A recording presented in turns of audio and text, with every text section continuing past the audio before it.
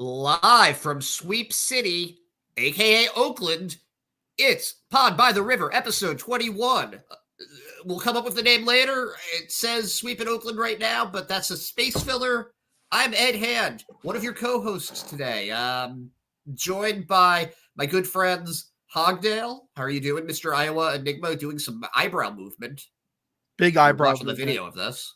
I gotta say, I'm very happy to be here and not at my job. Gotta say, this is my reprieve of the day. I'm very glad to hear that, and I'm also joined by the savior of Cinderella's Castle, who really was in Florida last week again. Yeah, Ryan Brady. How are you doing, Mr. Alpha Zaddy? Thank you. I'm doing great. Sox are rolling here. So what's not to love? I'm back with my boys, and everything's good. Everything's really good. You know what I realized? You know who else is an Alpha Zaddy? Alex Cora. I think he is an Alpha Zaddy as well. And I know Hogdale wasn't so big on him last week. He wanted him to be the war criminal of the weekend. But I think that we can agree that this was a pretty solid series he had. I'd go as far to say as it was a great series for him, actually. Yeah. I think he actually won the game. Yeah. But we'll get into that. Brady, you were here last week. Any quick thoughts on just to remind people, where were we at after the Seattle series besides the 2-2 record? What'd you think of all that? I mean, to be honest, going in to walk away and not be just uber excited about the starting rotation and what you're seeing would just be like, then you didn't watch the games, right? To not be excited about Ceddanne Rafaela, like, okay, Tyler O'Neill, cool, man. Are you going to be this year's Adam Duvall, but hopefully you stay healthy the whole year? Like, I really walking out and the bullpen, like there's so much to be excited about. And it just gave me like we might have a little bit of fun baseball this year. Like we're going to grind. We're going to be scrappy. We're going to play close games. The offense has me a little not concerned, but it's caught my attention. We'll say that one. But more than anything is just going, we're going to pitch well.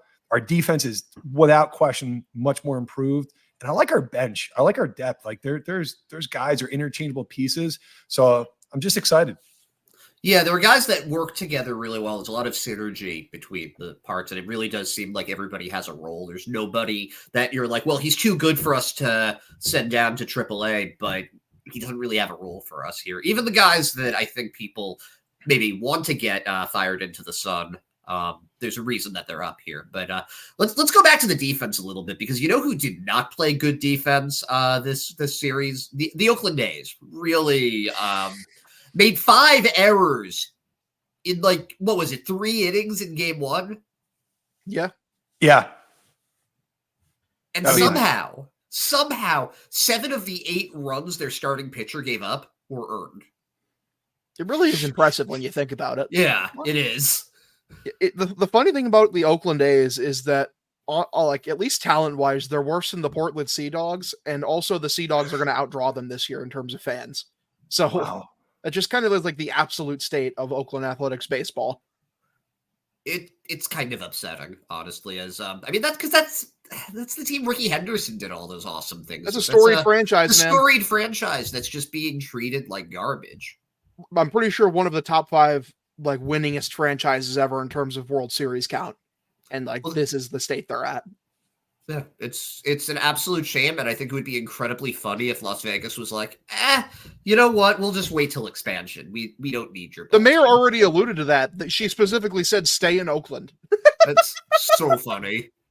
That is so funny. Vegas doesn't even want the fucking A's, and like there's like right now, Oakland has the distinction of potentially being the Los Angeles Chargers of Major League Baseball. Where like they're going to go to Vegas and they're going to have no fans, because they burned the bridge of every single fan that they used to have, and then in the new city the team could give a flying fuck about them. The reason like that Vegas like cares so much about the Golden Knights is because that's their team. It was an expansion team. It was born. It was theirs. They weren't given someone else's fucking sloppy seconds. Like yeah, they'll have some people take to the team when they move there, but I sincerely doubt that you're going to have a grassroots movement like you did with the Vegas Golden Knights. Also, big contributor in the Vegas Golden Knights being successful is that team was incredible out the gate day one. The fucking A's, Dude, they're about 7 years away from being competitive. Team fucking reeks. Terrible. Not even a good farm system either. Fucking joke franchise. Yeah, I can't really build on that at all. It was really because I knew that they're not good. Like we always know, like, oh, the A's are no good. I did not realize just how bad it was. 'Cause, to be fair, there are a few players that are pretty decent on it. There's one guy that when we get to game 2, we're definitely going to talk about just because I was like, who is this alien?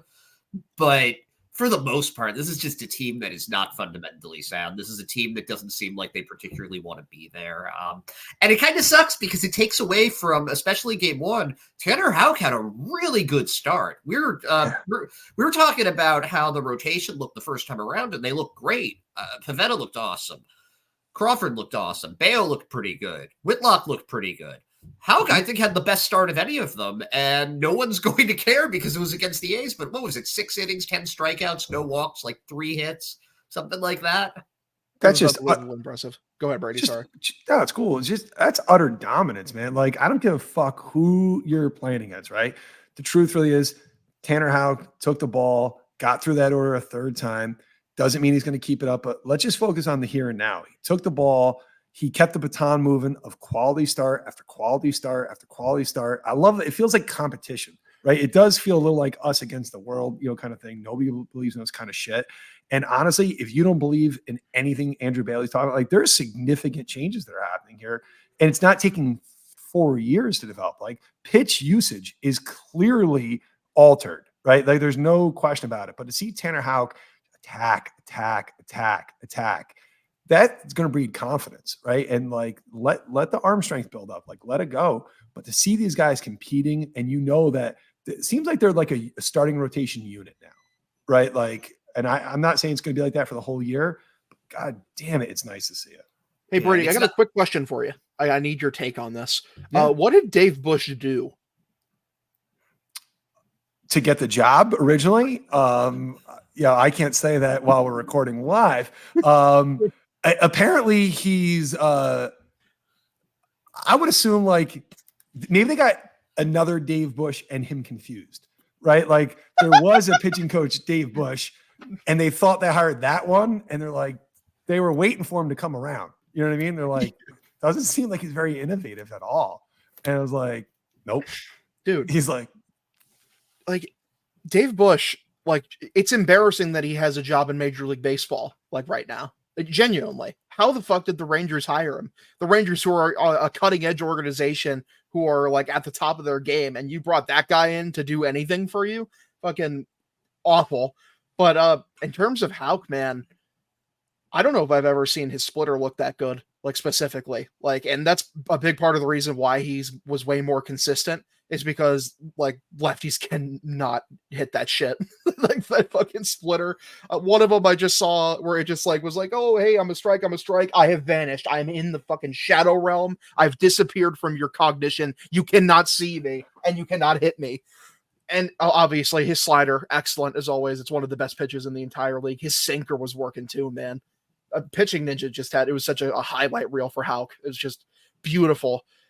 Seeing Andrew Bailey tap into these guys' potential and like just letting every one of them live up to the best version of themselves to start the season has just been an utter joy to watch. Yeah, and you know what's kind of cool also? Not even just those 5 at AAA in his debut. Cooper Criswell threw 5 shutout innings. And this is a guy that hasn't really been a starter in his career, and this is a guy he's the first man up if there's an injury. So listen, we're about to outweigh the Rays. God, I hope so. How fun would that be? But yeah, Houck looked really good. And you know what else was fun with that one? Chase Anderson came in and threw a 3-inning save. Also looked kind of unhittable. He looked great, which I think can officially put the stamp on in the last series. Literally anyone else would have been better than Jolie. You could have put Chase Anderson, he would have looked better. God, being proved right in hindsight too. Thank you. He joins. I kind of feel like baseball's lost a mop-up guy. Like Chase Anderson feels like that, and they're so fucking valuable for the spot start mop-up guy. But he came in, he just kept it going. It's just like I almost feel like right now everyone's like, I don't want to be the guy to fucking other than Jolie, right? Leave that on the side. Like everyone else is like, I don't want to fuck this up. Like everybody else is just doing their fucking job. And it's really fucking, and, you know, kudos to the catchers too, man. Cause like they're out there and they're handling that staff. And it's just really good to fucking see. Like, let's keep it fucking going. Well, it's because the mop-up role has been filled by a random slapdick position player on the team. Fucking, you know, who wants to play a game of catch mid-game. That's what the mop-up role has been filled by. The other good part of this one was Jarren Duran. And, I mean, there was a lot of good. Phenomenal. Let me rephrase that, okay? The other standout of this game was Jarren Duran, and it was really even just the first 3 innings of Jarren Duran. Because he got up 3 times in 3 innings, got 3 hits, and stole 3 bases. I love him. I love him so much. When he started this series, just to give you an idea of what Jarren Duran did in the last 3 days, he was batting 125. Small sample size. This is why we say this at the beginning of the year. You look at their stats after the 4 games, it doesn't mean anything. Because he's batting, he was 3 for 3, and he was hitting 370 today. And then he got a 4th hit, so it's above that. I haven't looked since, but he was as hot. What was it, 11 for 13 or something like that? He just went ape shit this series. He was getting on base. He was stealing bases. He was taking additional bases on wild pitches that maybe could have been steals because they weren't that far. His speed is such a game changer. I don't know if you saw today him going he's hitting 393 right now. Thanks, Brady. A cool 393. A cool 393, yeah. But he went first to third on that Rafael Devers double. Yeah, that how was the like fuck? a 50-mile-an-hour ground ball. In no universe does that you go first to third on that, but fucking Jarren Duran's an alien. So he's like, yeah, I'm just going to take first to third right now. And, you know, allowed Rafi to get second because of that. And it's just such valuable base running. I'm so happy they kept Jarren Duran. I'm so happy they didn't trade him. He's so fun to watch. He's the prototypical leadoff hitter. Yeah, his defense in left is nice also. I don't like him in center, but you've got Cedar Rafaela there. You don't need him to be in center. I mean, with Cedar Rafaela out there, you barely need a left or right fielder in general. So, like, but yeah, I mean, Jarren's been great. I mean, he's been good defensively. Yeah, he definitely plays out in left field. You don't love him in center, but he's at least serviceable there, like maybe a slight minus, but he isn't, you know, horrible. He's not the worst defensive center fielder I've ever seen. But no, go ahead, dude. Sorry. Yeah. Oh no, and I mean O'Neill's looked really good in the outfield too. Abreu, he had like the one mess up in that game in Seattle, but his defense has been rock solid otherwise. Like they've got a nice little defensive outfield right now, and the infield's looked a lot better. We'll talk about that a little bit more, I feel like, for game 3, which was interesting. Dude, I told everyone the missing link was firing Carlos Fables. It's insane. You get rid of him and suddenly the team defense is fucking immaculate. Also, he's been terrible with the Blue Jays too. I've been seeing Blue Jay fan tweets. He's been terrible there. It's crazy to be right. It is amazing, these job interviews. Like, you know, you have to be able to speak a little bit of what you did at your last job. They're like, so how'd it go? And you're like, well, we're the worst defensive team in the game, but the vibes were good. Counterpoint: you lie. You just lie. Yeah, that's like. Do you listen? If I've learned anything from that whole thing with Shohei Ohtani's translator, it's that nobody is fact checking in Major League Baseball. It's so true. Are we done with that, by the way? Are we just like officially just sweep it on the rug and just be like, we're just. I hope so. Yes, please sweep it under the rug. Please. They should have done yes, let's not talk about that. It never happened. Well, it never happened. I got to be honest with you.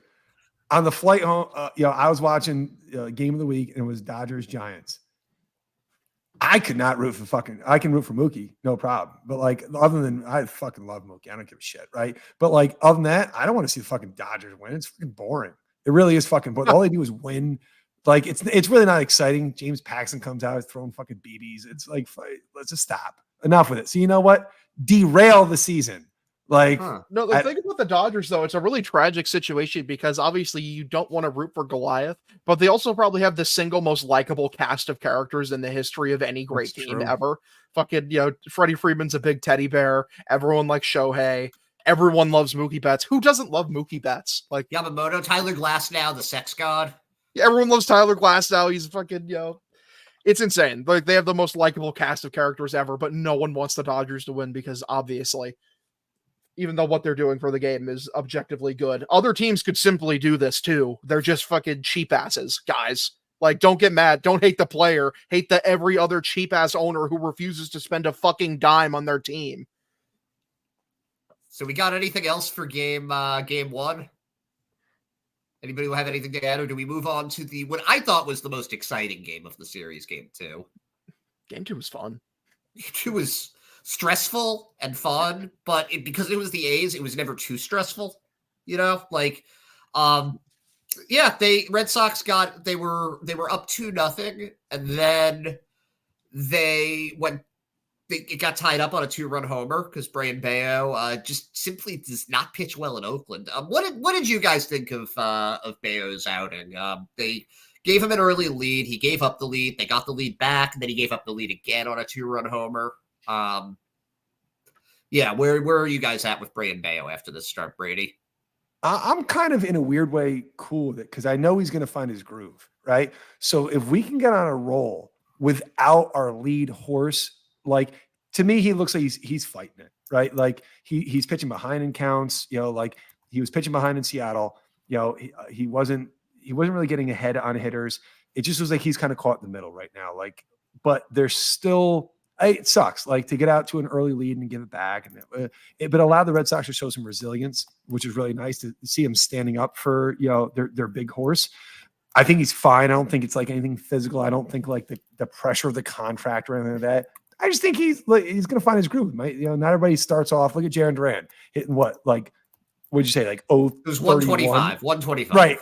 And now he's hitting like a cool 6,000, right? Like things can change in a hurry, right? He's going to get in a run. So I think he's cool, but I love the fact that they're still finding ways to chip and fight and claw, even when everything like is not going right. Like Casas is not on fire. We're okay.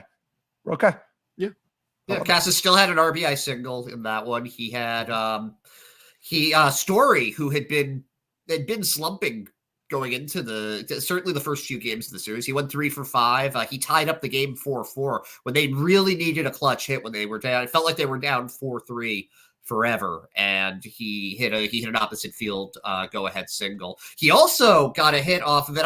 I need to just mention this. Mason Miller, guys, the reliever that came in for, I think it was the 9th and the 10th inning for the A's. Holy shit, where did this alien come from?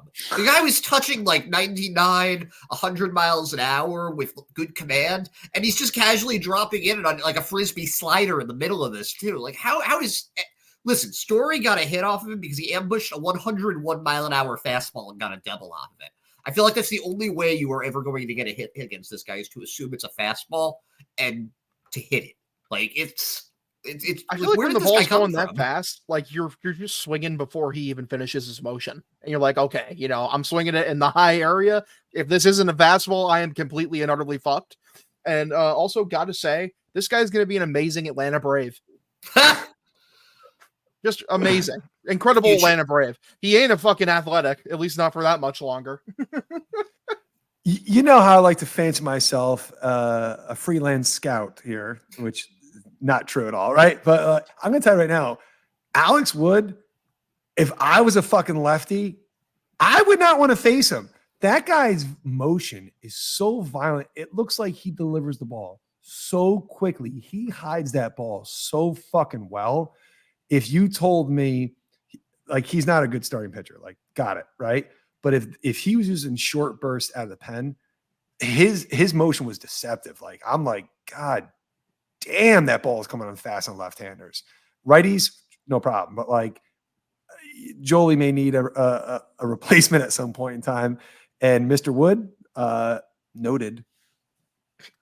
Yeah, I mean, that's why he's with the A's, though, is that he wants to start. I feel like he could have gotten a gig as a reliever on a better team, but he wants to start. And that's something interesting too, was that I thought Casas handled him pretty well. For a lefty on lefty, and for a guy that has been struggling, it's nice to see that.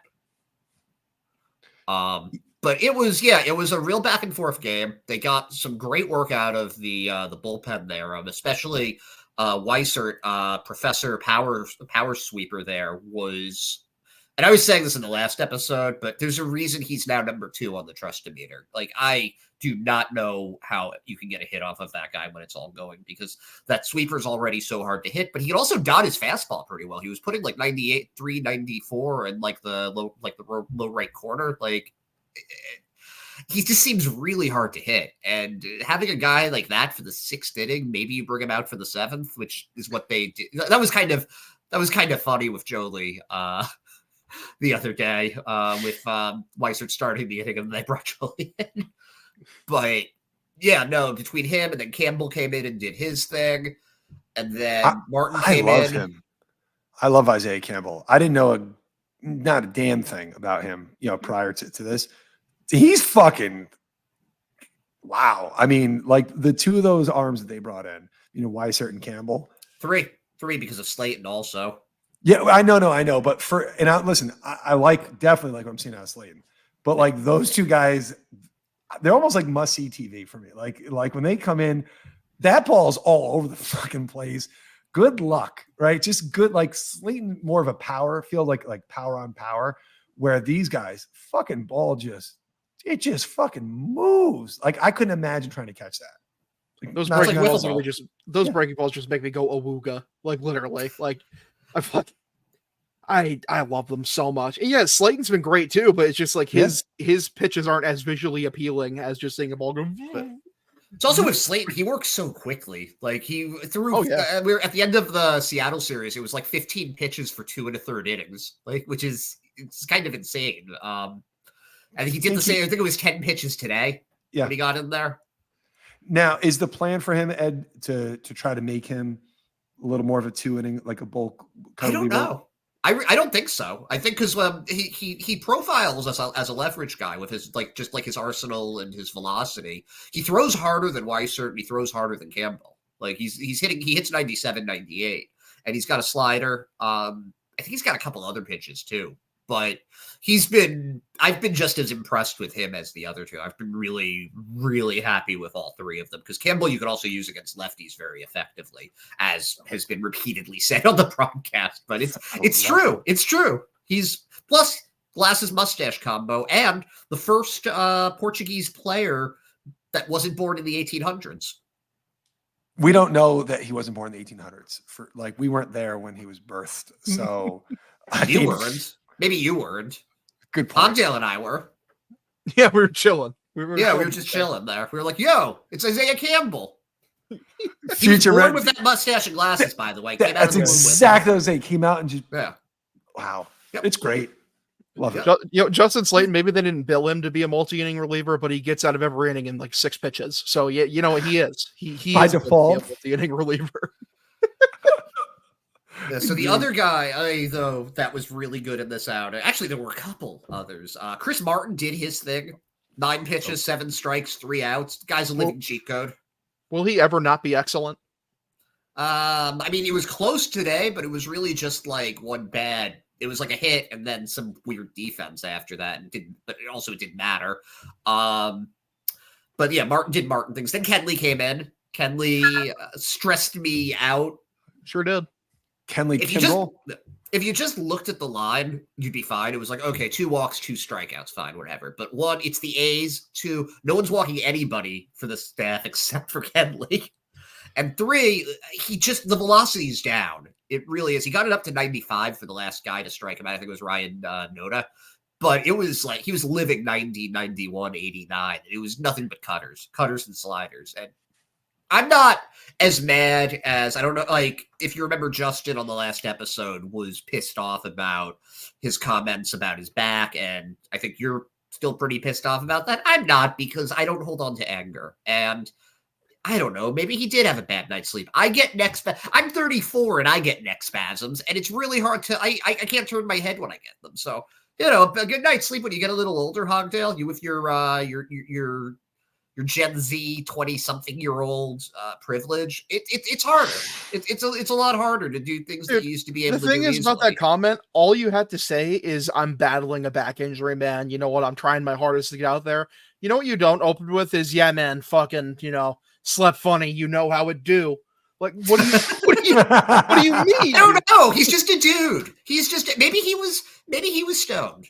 You know, maybe he did a little gummies to ease the pain. Because you're not just a dude, though. You're the closer for the Boston Red Sox. You're a fucking like a leader on this team. You're not just, he's just a guy. You know, he's just a sweet little boy, and he can say whatever he wants. No, that's not how things work. We're putting on a fucking front here. We're running a baseball team. God damn it. You know, though, now that you mentioned that, do you remember? I don't know if they had these for you, but do you remember Teeny Beanie Babies, Brady? Teeny Beanie Baby. Yeah, they were like they had them at McDonald's, and they were like, could you imagine like a little Kenley like that? Like just a teeny little Kenley. Wouldn't that be cute? Oh, he's just a little Kenley boy. Like I'd love that. I want one of those. I gotta say, and also I want one too now. Kenley, with his last 2 appearances, gave fuel to the fire to both of the crowds that support or hate him. One end of the crowd is like, yeah, he's clearly hurt. The other end is, wow, this dude couldn't be bothered to throw a fast cutter. And he fucking dialed it up when he actually needed to on the last pitch. So thank you, Kenley. You've made the Flame Wars even worse. Here's the tough part for me is, I love a closer more than like fucking anyone I know. Like, give me, and he's a legit closer. The problem is, I kind of feel like physically he didn't get a real spring training, right?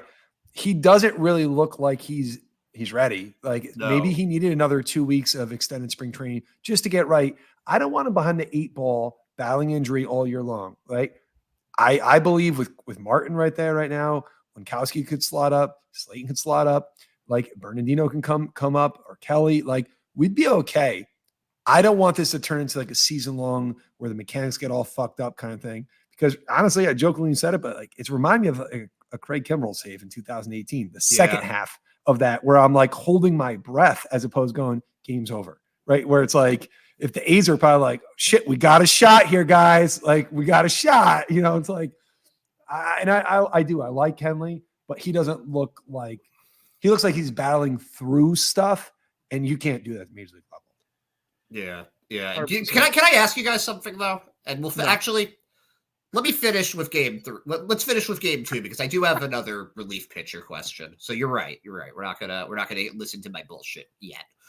But they went to the 10th inning, or was it? It was the 11th at this point, and Reese McGuire, bless him, pinch hit single. Meanwhile, by the way, during all of this, the DH was out of the game. There was just about nobody left on the bench. Cedar Rafaela had moved from center field to second base, back to center field. As you do. Jaron Duran was moving back and forth. Pablo Reyes was a little bit at first base, and they were like, you know what, let's just pinch hit Massa here. And Massa did hit a double, but then they couldn't put him in the field. So Reyes got pulled, Casas got pulled out. It was just, I had no idea with the amount of zigging and zagging. I thought that Winkowski was going to have to run the bases. That would have been awesome. Yeah. And by the way, the inning prior to this was kind of a miracle that they got out of it. Winkowski, they bunted over the zombie runner.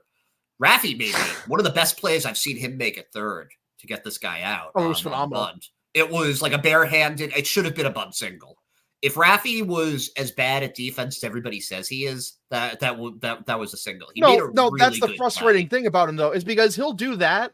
And then he'll get a fucking dinky grounder rolled at him 2 plays later, and he'll send it sailing 20 feet over Tristan Casas's head, and he's 10 feet tall. So, like, how the fuck did you miss him?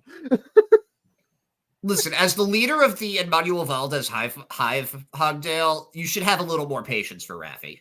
Emmanuel Valdez is genuinely playing Gold Glove defense, and he's kind of making you look like a silly little goose there, Edward Hand. Counterpoint, Hogdale, go fuck yourself. Huh? Whoa! Counterpoint. Whoa! You're wrong. How about that? Damn. I may be wrong, but you know what's a correct statement about Game 2? What? The Red Sox lose that game 100 out of 100 times to any team that is not the Oakland Athletics. 100 out of 100 times. Definitely. And last year, they lose it to the A's.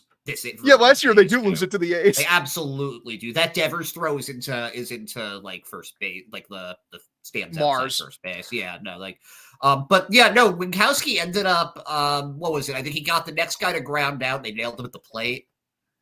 directly to pitcher. It was one of those things where there were only 2 outfielders and they had Rafaela coming in to play infield, but they had to give him his infield glove.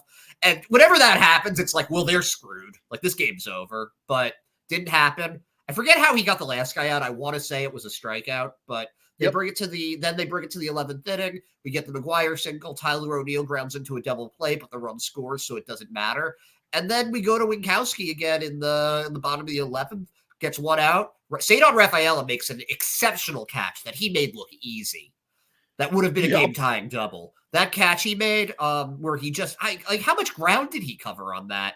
That's didn't even have to football dive. Fields. That's what it looked like. That it really did. He just kept going. It was. He caught that in San Francisco.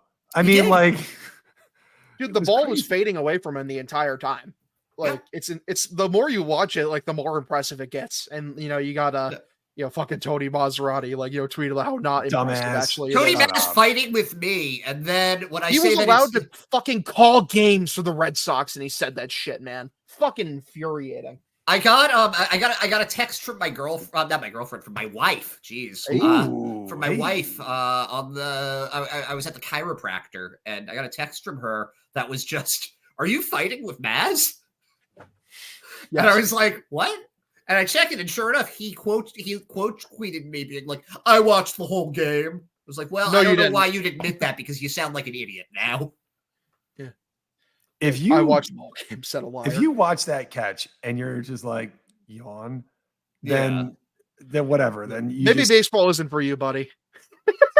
Like, if you take a good enough read on that ball, so you don't have to dive, that's actually way more fucking impressive than having to air it all out and maybe fucking break your collarbone or some shit. Like, he takes the first step so fucking well that it's insane. Like, Jacoby Ellsbury was not a great defender, but he was really fast, so it could make up for it. Except Rafaela, it's like he's taking both components and putting them fucking together. Like, he's like Jackie Bradley, but with Ellsbury's speed. And that's fucking lethal. Like, that's a really cheat code combination for the Red Sox. Dude. And I love it. So if that doesn't impress you because he's that good at reading a fly ball like that, then go fuck yourself. Also, you can put him at second base or shortstop, and he does fine there. He does a perfectly fine job at either position. Yeah, no, Ed, you couldn't put him at second base. Everyone argued that to me last year. They said he could not play second base. He doesn't have the tools. He's a fucking Gold Glover in the outfield, and he can play shortstop, but he can't manage it to play second. I'll never let it go.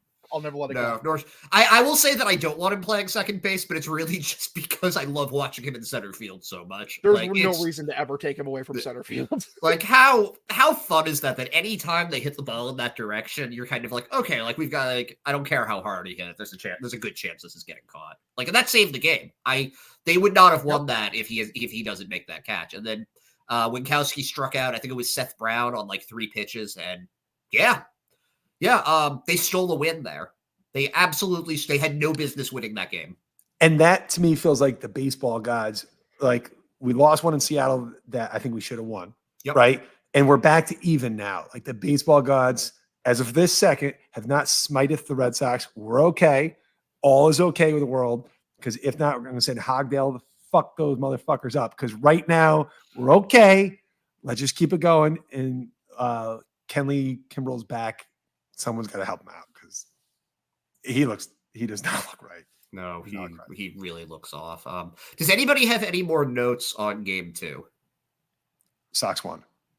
They sure do. I've got one more, and it's just baseball Jesus strikes again, and that is because Pablo Reyes got an RBI hit. I really like Pablo.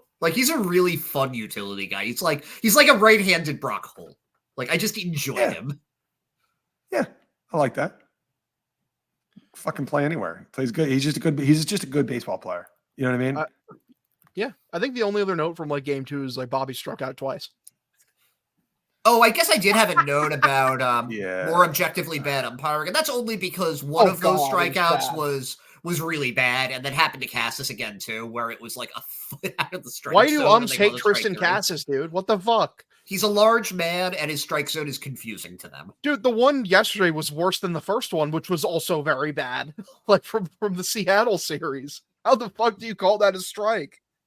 If he swung at that one, that was at his ankles. I'd be going fucking bananas if he swung at that pitch. You'd say, wow, how uncharacteristic of Tristan Cassis. He can't be that aggressive there. That's ridiculous. Right.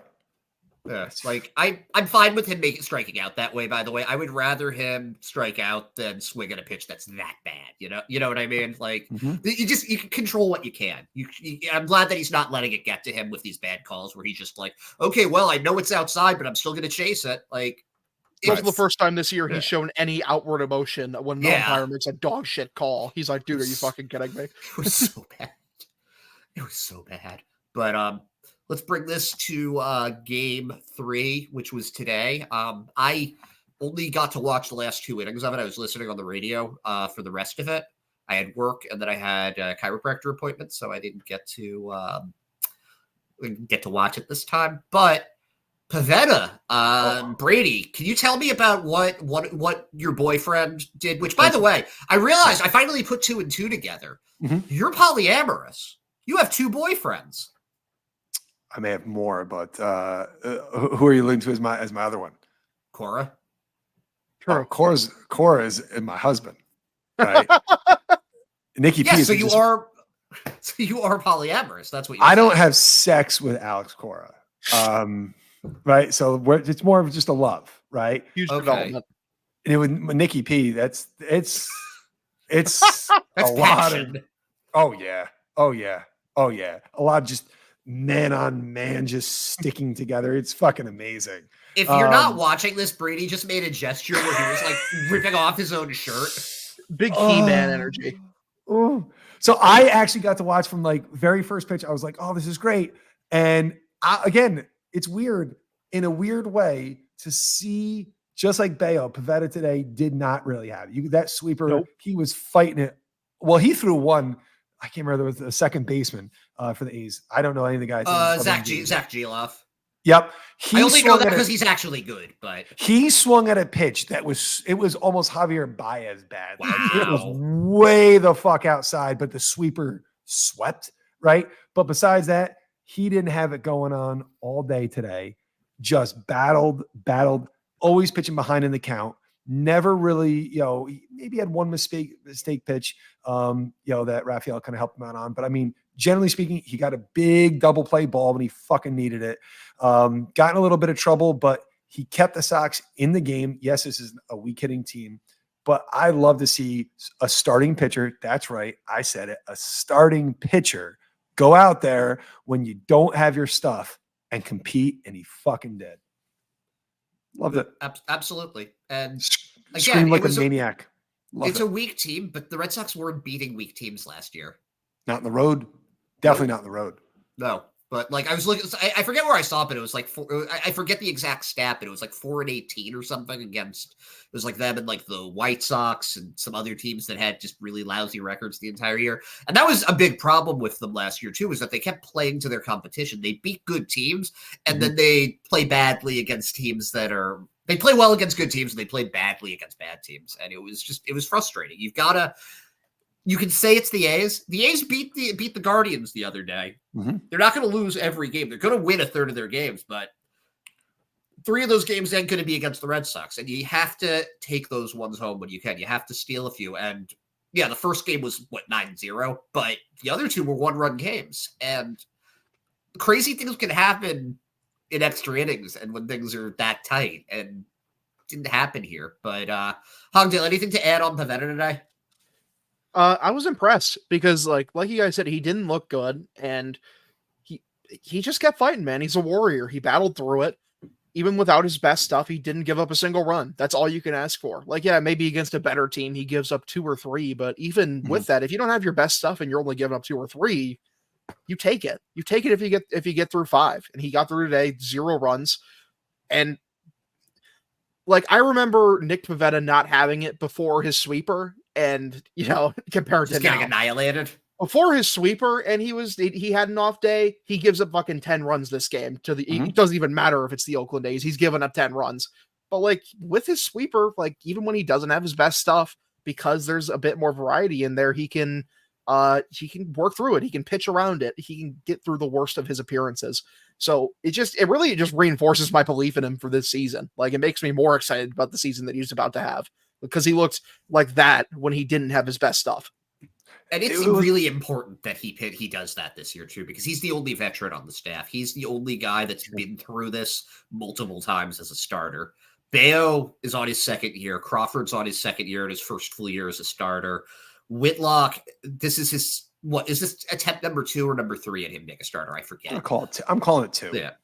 And Howe has been in and out of the rotation more times than I can even count at this point. And they're all still pretty young. Pavetta's on the last year before he hits free agency. He's got a ton to prove, and there's a lot he can do for this staff. I said this his first start. He looked like a number 2 starter there. Mm-hmm. And we know that that's what his ceiling is. When he's really good, he can carry this staff. So I'm happy that he was able to. I expect him to give up a few runs at some point.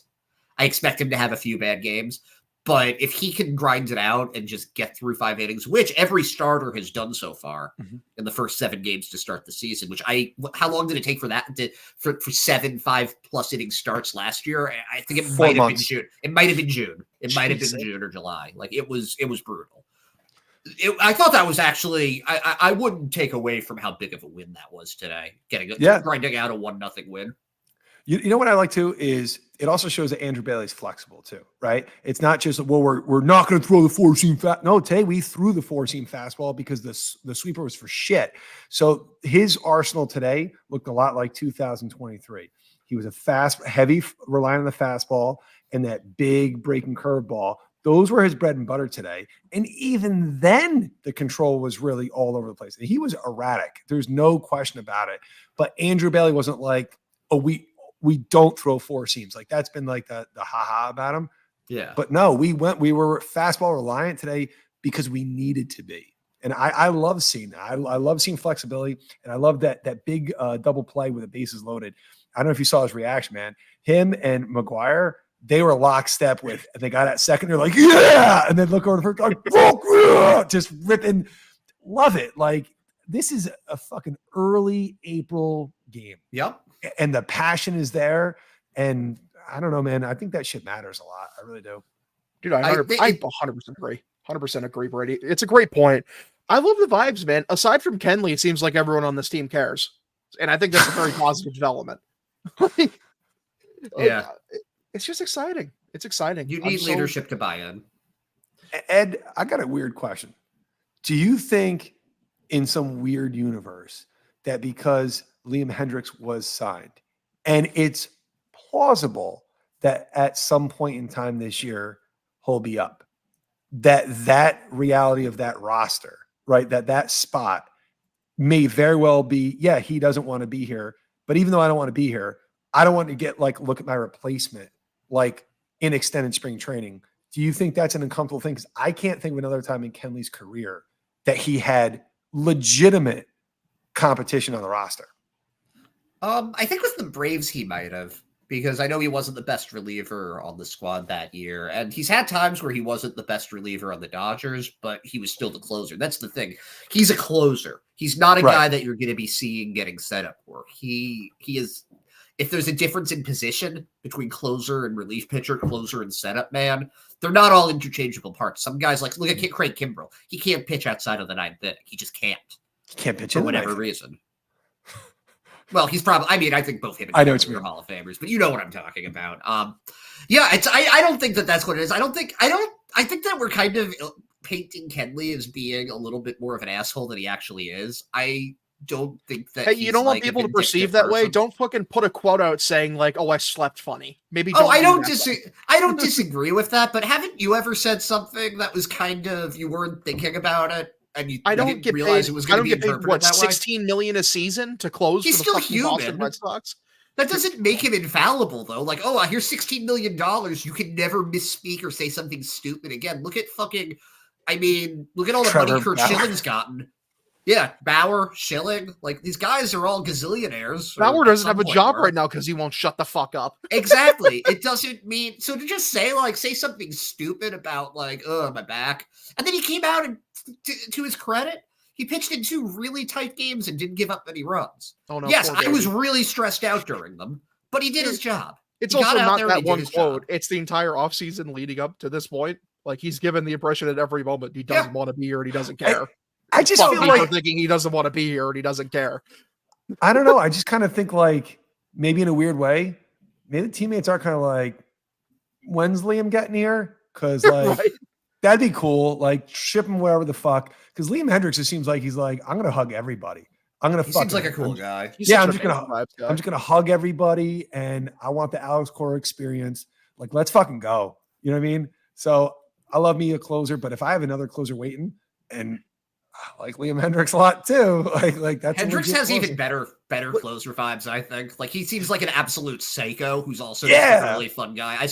My favorite thing that he's ever said was that, "Are you here for an interview?" And he goes, "I'm not here to fuck spiders." Which is apparently a real saying in Australia. But I swear to God, I'm going to be saying that once an episode once he comes back. You should be. Please rehab in Worcester this year, just so I can hang out with you, Liam. Please, dude. People have been saying like, oh well, you know, people are giving Kenley shit for like his quotes over the offseason, but they give Raffy a full pass. Yeah, because Raffy's our guy. He's our own. He's been here forever. He gets that. I agree with.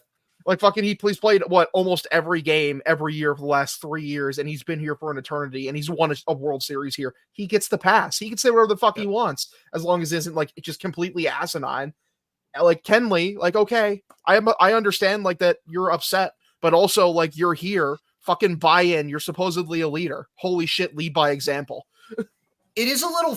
I do think Kenley was kind of and I think people were happy about Kenley saying those lines when he did, because he was kind of mirroring what the fans were saying. As long as you don't follow that up in season, like when the season is literally ramping up and you're good to go and we're going to play actual games now, that's when we're like, you know what? It is what it is. We're locking in. We're going to do the best that we can. You don't continuously harp on it. That's dumb. That's how you bring in bad vibes.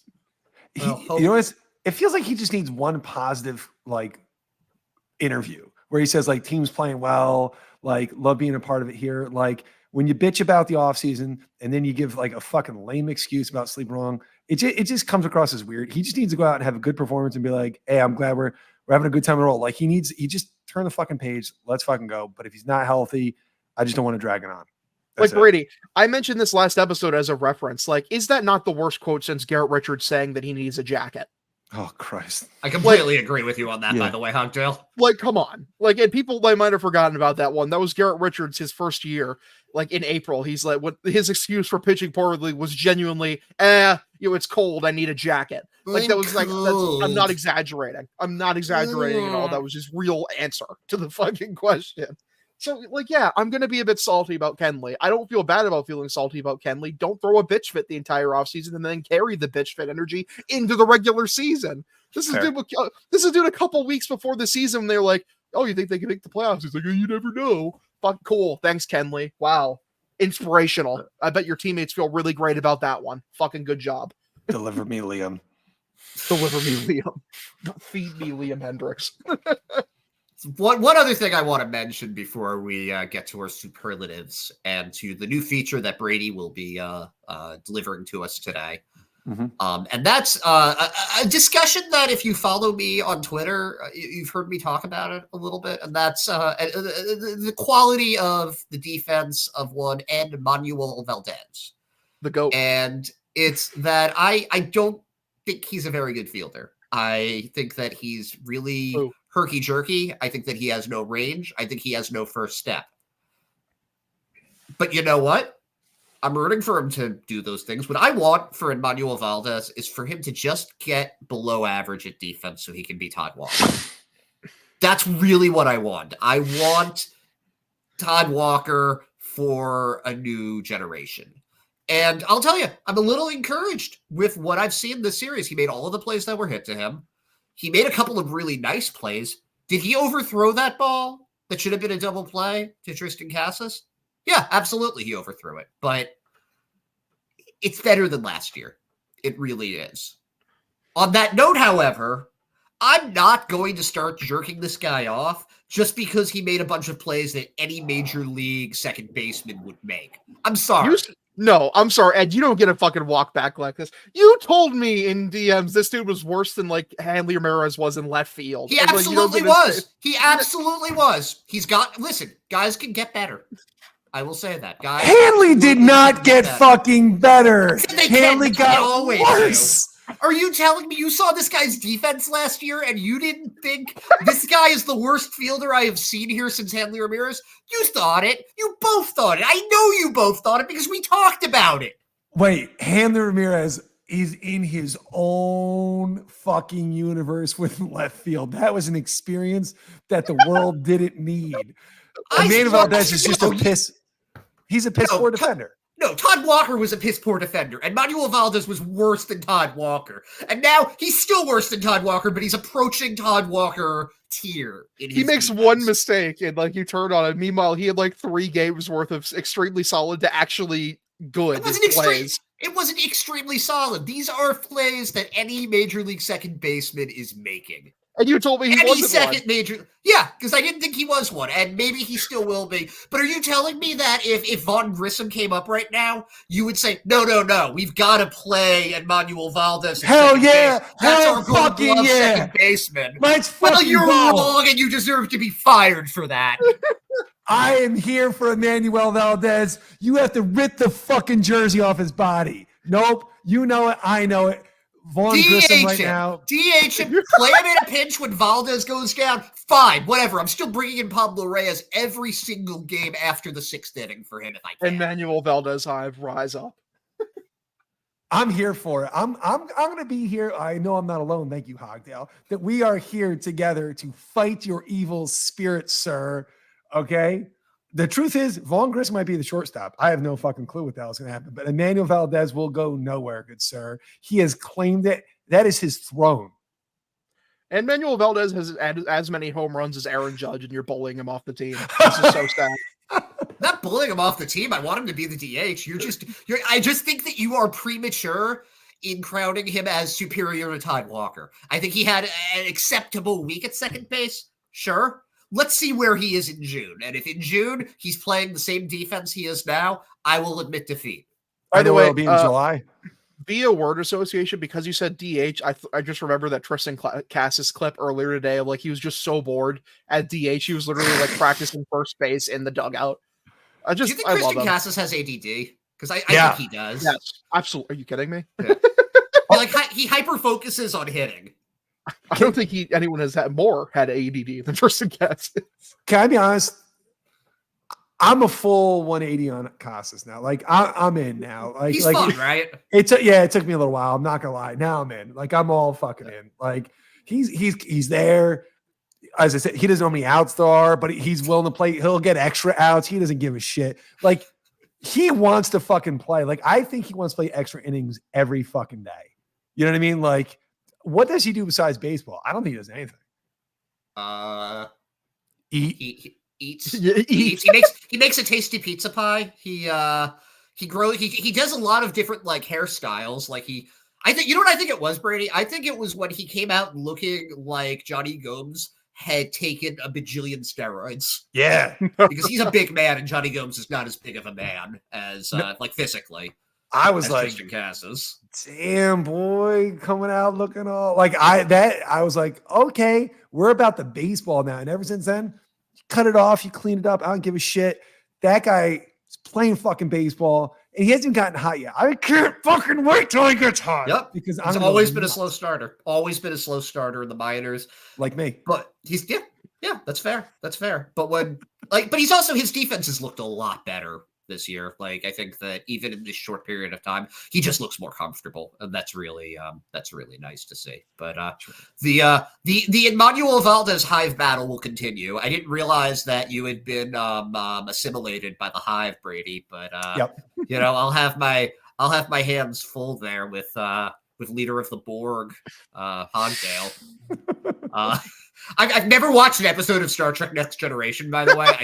I just know what that reference was. But yeah, Red Sox won. Kenley did stuff. Yeah, you know, it was actually I thought a pretty boring game today. I'm glad they won, but it was a 1-0 win, and they swept Oakland. So on that note, superlatives for the series. Who do we got? Who's your hitter of the series? I'll go first on this if you guys are okay with that. Mine's Duran, like without a question. I don't even have to think about that. Story had a really good second game, but Duran again raised his average from 125 to 390. And he stole a bunch of bases. It's Jarren Duran. I mean, yeah, I'm inclined to agree. I was extremely impressed by Jarren Duran. Menace on the base paths as always. Just he was setting the table. No one was really delivering on the goods that he set afterwards, especially in game 3, but he was setting the table. You couldn't accuse him of not doing it. So I'm a big fan of Jarren Duran. I loved his performance. I don't even care that it was a bunch of singles. Any single is a double for him because he'll get on second some way. Yeah, he just needs to get on base. It's Jarren Duran. There's no, that's clean sweep. That's it. Yeah. Okay. Woo. And I think I think that we've got a clean sweep for pitcher too. Like let's all on 3 for pitcher. 1, 2, 3. Tanner Houck. Yeah, Tanner Houck. Yeah, it's Tanner Houck. Yeah, Tanner Houck. Okay, so that was easy. I need to apologize to you, Hogdale. We did the War Criminal of the Week, and it was a vote last week, and Hogdale got outvoted. And I realized today the poop sock when we did it last year. It was Hogdale's. It was Hogdale's alone, and I forgot that. And I apologize. So it's yours, Hogdale. The War Criminal of the Week is yours moving forward. I apologize for that blunder. That's on me, and I hope you accept my apology. I do, because I love you. So who's our War Criminal of the Week? Or series? Of the series. Honestly, good question. Kind of tough, honestly. I mean, there wasn't a ton that I was extremely dissatisfied with. Nothing that made me blindingly angry like it did in Seattle, if I'm being completely honest. I mean, I might just bend the rules of space-time and just give it to Dave Bush. That's fine. That really works. Like, I'm giving it to Dave Bush. He's not on this team anymore, but anytime a Red Sox pitcher comes out and looks 80 million times better than last year, I'm like, what did this motherfucker do other than steal money from the Red Sox organization? What does he even do? Hire the wrong Dave Bush. How the fuck did... I don't know. Yeah, I'm bending the rules of space-time, and I'm giving it to Dave Bush because he evoked the most negative emotions out of me this week just from watching the games. I was going to make a suggestion that it was the owner of the Oakland A's for what he did to that Stories franchise, but I like Dave Bush a little better. That would have been my vote. Would have been, I think his name's John Fisher or something like that. Yeah, that does terrible. But again, it's your baby, Hogdale. The poop sock is your baby. I think we sufficiently shit on John Fisher earlier in the show, so I think we got our licks in. I genuinely do feel bad for A's fans, man. Like that, you guys deserve so much better. Completely agree. God. So Brady. Yeah. Tell us about your baby. We're gonna be introducing a new weekly feature here, and I want you to walk us through it. Okay. So I'd like to say that this was of clear mind and body when this came to me. But you could call them 3 hots, 3 knots, whatever you want to call it. But I feel like anyone who knows me, that just wouldn't be me. But what is a little more me is the epitome of success, right? Excelsior is Theo Epstein, right? So I have my 3 Theos, right? Which, that you want to be a Theo. Let's be clear. Like you want to be a Theo. And the opposite, right? Whatever of Theo of being bold and forward thinking and ultimately successful, right? Is to be a Heim, right? A Heim Bloom. No disrespect. Nice guy. Seems like just a sweet chap. But 3 Theos are what you want, and 3 Heims. Well, we may not see success for those moves for 4 or 5 years. So maybe that it will take in a couple weeks that you'll be like, oh, you're wrong about that. But here in the right now, you want the 3 Theos. You don't want to be part of the 3 Heims. I gotta say, I'm surprised you went Theo instead of Dave. I'm a Theo guy all the way. Dave did a great job, but Theo felt like it should have been forever, right? I would buy Dave a drink. I wouldn't hug him and kiss him. Theo, I love me some Theo. Dave's a good guy. Dave's a very good GM, and I'm glad he was here. Drafted like shit. But yeah. Holy shit, you actually admit that? Oh yeah. Listen, he made a couple of decent moves, but I mean, listen, there were some extensions that were pretty terrible. That really hurt. The Chris Sale was as awful the second he tried it. That Nate Eovaldi came out. That turned out to be good. That turned out to actually be a really good one. Yeah, but he was bad at building the bullpen. We went in 2018 because Alex Cora, man, the way he handled that bullpen, that was Cora, in spite of Dave. Dave's good at what Dave does, but Theo's something special. So we have 3 Theos and 3 Hubs. All right. So how are we doing this? Like, what's the format? Well, the format is we're gonna have a little introduction to the segment here, and I'm gonna let you just have to tell me. I'm gonna do the 3 Theos and then the 3 Himes. So and then a little reaction between. Okay. Yeah, but I think Hogdale, this is going to be just for the future. This is how we're going to end. We're going to start the segment. It's going to be we do the trust-o-meter on the weekend. We do 3 Theos, 3 Himes on the weekday. Yeah. Hogdale, how does the intro for this go? Oh, it goes something, like a, oh boy, ladies and gentlemen, it is time for 3 Theos and 3 Himes. Wow, that's great. Buddy. Oh, wow. It's all right. Listen, thank you so much. I wanted to go ahead and start with the first one here of a Theo here is to some kinks. All right. And everyone's got their own little kinks, but I'm going to tell you right now, I don't know what it is about Connor Wong and about now Trevor Story that you play like dog shit until I kick you. So now, Mr. Wong, fuck you. You suck. You shouldn't even be a starter. And Trevor Story, you wouldn't do shit until I said something negative about you. So guess what? You get the treatment. You like your dirty little kinks. I know you do. And I'm here for it because the second your bat wakes up, you're welcome, you dirty motherfuckers. So good job, boys, because for kinks. That's number 1. That's the first Theo for the kinks. Number 2, Canadian bacon. That's right. Canadian motherfucking bacon. Tyler O'Neill, you red hot, beautiful Canadian motherfucker. And you know it, my boy, Nicky Smooches, even when he ain't got his shit, he's still the shit. Canadian bacon like a motherfucker. That's right. All right. That's my second Theo. My third, I'm sorry here, but John Fisher, you are a mensch, sir, because the way we needed a sweep. We needed a sweep, and you take the best player, Esteury Ruiz, and you put him in the minors for some unfucking known reason, because if he's there, he's stealing bases. We don't win. Thank you very much for what you did. That's cool. 5 errors. That's a solid on you. You know we needed that. Thank you very much. Honorary Theo to Tanner Houck for just going balls out.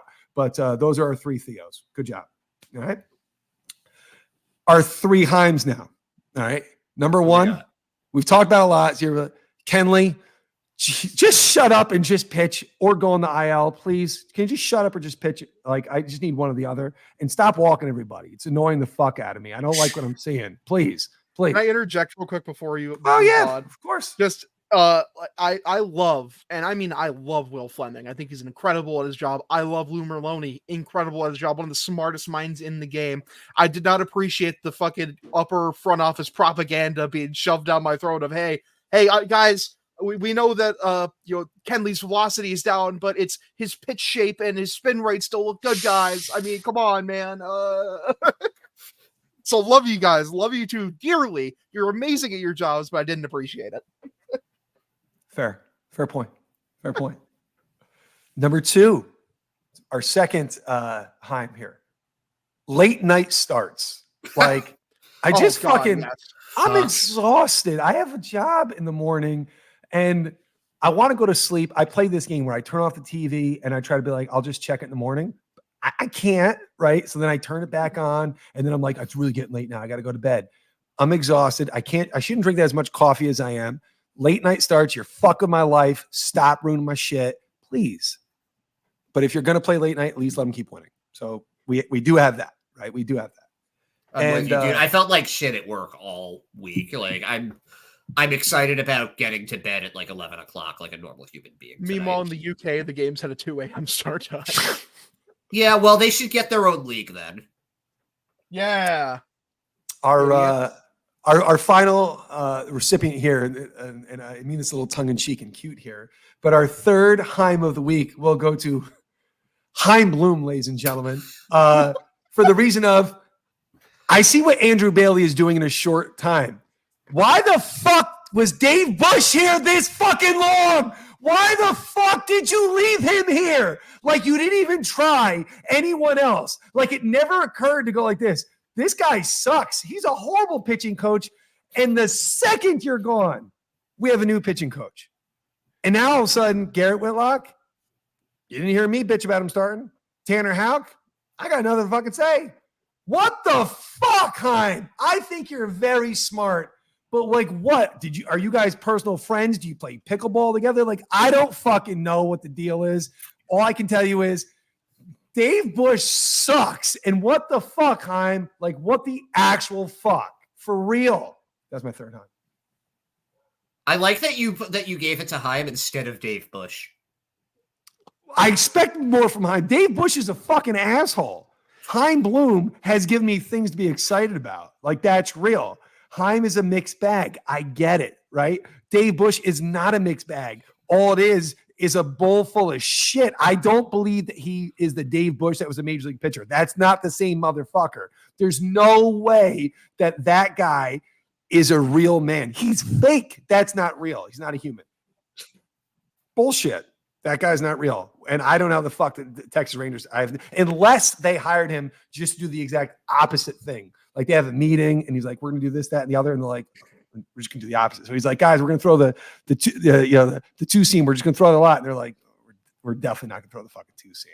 Like Heim had years to figure this shit out. Years. What the fuck? What the fuck? It is interesting that all 5 starters are Heim guys and like guys that came through the system. Yeah. Through when he was there. And they've all Bush, like, I just don't understand it. I was saying this on Twitter the other day. What was Bush doing? Like, and I'm not even saying that to be a dick, because even, like, listen. Guys, like, joking aside, he was a pitcher, professional pitching coach for years. He got a job right away with Texas after he got let go here. Did a couple of good things with guys like Brennan Bernardino, I guess. But what, like, it's been such a... And yeah, it's 7 games, but everything looks different. Everybody looks different. The pitch selection is different. The confidence is different. Even friggin' like Tanner Houck just looks more stable while he's throwing. Like, and we always talk about how Ryan Brazier started throwing a cutter and suddenly he was like a legit setup man again. Yep. Do you think that's why like Bernardino's in AAA right now? Because they liked him. Like they're like, you know what, this guy must suck. Dave Bush, like, you know, was working with him quite a bit, and like he might have figured it out, but like, you know, his fucking taint is on him, and we gotta cleanse him, get him away from the team. No, I think it was just that he had options and they wanted to keep the lefty depth, but you know, even Tanner Houck's facial hair looks better. You know what I mean? Yeah, like, actually, I agree with that. Yeah, it does. Like, no, I had thought that he just looks healthier. He does. He looks like, you know, he said, you know what, I'm gonna go back. Like, I'm just like, he's starting to read some books now. Like, you know, like now, like in his time off, he's not playing video games anymore. He does a lot from what I've heard, like the Pick Your Own Adventure books. Like Tanner Houck is really getting into like a choose your own adventure. Is that true? Is that actually true? I like that shit too. No, he's not true. It probably, you know what, and maybe it is. I don't fucking know. What I do know is in my using my third eye, that's what I see. Is that Tanner Houck has done? I love Choose Your Own Adventures too. Like, maybe he does. You know what, Tristan Casas? That's what we should do. Oh yeah, he definitely does those. Because he's probably just goes back and reads them. He's like, "What if I pick this though? What if I pick this?" And he just keeps. Oh reading shit! it I over and over died. again. Oh no. Oh man, I forgot the page. I gotta start over. All right. That's definitely thud vibes. Thud vibes, yeah. So one last thing, if one of you guys who has better internet than me, can we preview our next series? No. Yeah, I'll pull it up. It's because I told you to fuck yourself, Hogdale, isn't it? Yeah, I'm an op now. I'm your op. Hey, Ed, while Hogdale's bringing it up, just Canadian bacon. I want you to just store that What? somewhere, okay? Canadian And when, bacon. yep, when O'Neill gets like a nice double, a game-winning double, and Pavetta goes, 7 strong, I just want to call it one thing.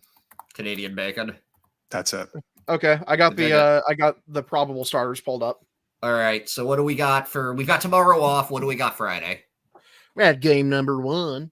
We got it's pitching matchup is Cutter Crawford, a 0.00 ERA against a person with a decidingly not as good ERA in Griffin Canning, 0-1 with a 9.00 ERA. Love it. 9:38 start Yeah, time, by the way. Ah, fuck. Well, at least it's a Friday, but yeah, I'm going Red Sox on that one. What do you think, Brady? Sox. Sounds like Sox kid to me. Yeah. Game number 2, Garrett Whitlock, 1-0, 1.80 ERA versus Reed Detmers, 1-0, 1.80 ERA. It's a mirror. They're the same person. I'm gonna go Angels on that one because Detmers is a lefty, and I think he's really good, and he made the Orioles look really bad in their last the last start. So I think it's gonna be a tight one, but I don't know. Like I don't think they're gonna sweep this one. So I think that's where the loss is gonna be. Tie. They're just going to tie. Okay. Yeah, This is like flipping the coin and it lands on the side. Yeah. Angels. That's an Angel win. Also 9:38 start time again. Really? It's a weekend. You don't. Whatever. Okay. Whatever. Dick move. Fuck it. I'm Seriously? taking the Sox on this one. I don't care because I love Garrett. So, Cool. and game after that, this one actually has a good start time. 4:07 p.m. Perfect. start time. Reasonable. Perfect. Every Sunday, Tanner let's Houck, do that. 1-0, 0.00 ERA. Wow, they really have. This team's got some pretty good ERAs for its starters. 10 strikeouts versus player NPC Chase Solseth. He's not real. You made him up. That's not a real fucking pitcher. He's not real. 9.00 ERA, 5 strikeouts. I do know a little bit about Soltheth. He was Nope. a first-round pick a couple years back. He, like everybody in the system, moved through really quickly. I don't think he's that good. I think he's probably a future reliever, which, to be fair, a lot of people said that about Houck, especially me.